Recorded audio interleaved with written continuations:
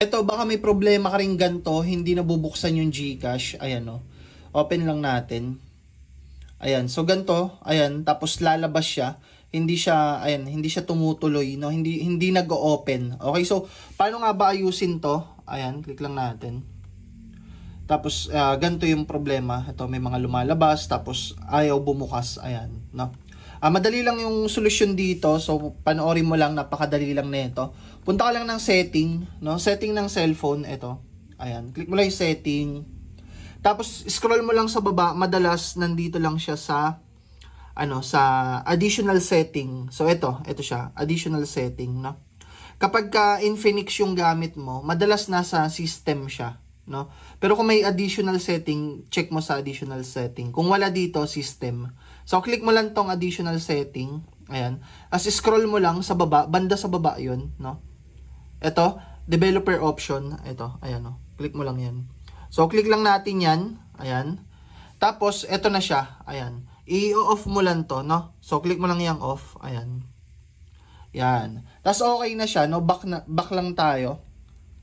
Punta lang tayo ng GCash, no? So, click lang natin yung GCash. Ayan. Ayan.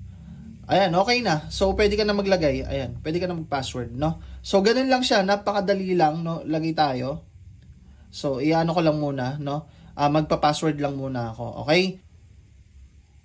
Ayan, okay na siya, no? So, nakakapasok na. Ayan. Kinat ko lang para hindi makita yung password, syempre. Ayan. So, okay na siya. Napakadali lang, okay? So, ganun lang, no? Ito yung gamit nating keyboard, oh. Ayan, maganda siya. Ayan. So, dito, ayan. Meron siyang dalawang Bluetooth. Yan, pwede sa cellphone, pwede sa tablet. Ito para sa isang tablet, itong Bluetooth para sa isang tablet. So dalawa, no? Dalawa yung Bluetooth niya. Tapos pwede rin siya sa laptop at computer, no? Meron siyang USB sa ilalim, isasaksak mo siya sa laptop or computer. So tatlong device, no? Dalawang laptop ay dalawang tablet or pad or Mac. Ayan. Tapos PC or laptop. Okay, so ayan. Na-solve naman agad natin yung problema. Ayan. Pag may tanong, comment lang kayo. Ito, baka may problema ka rin ganito, hindi nabubuksan yung GCash. Ayan, no. Open lang natin. Ayan, so ganito. Ayan, tapos lalabas siya. Hindi siya, ayan, hindi siya tumutuloy, no. Hindi nag-open. Okay, so paano nga ba ayusin 'to? Ayan, click lang natin.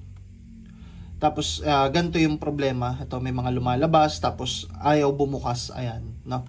Madali lang yung solusyon dito. So, panoorin mo lang. Napakadali lang nito. Punta ka lang ng setting, no? Setting ng cellphone. Ito.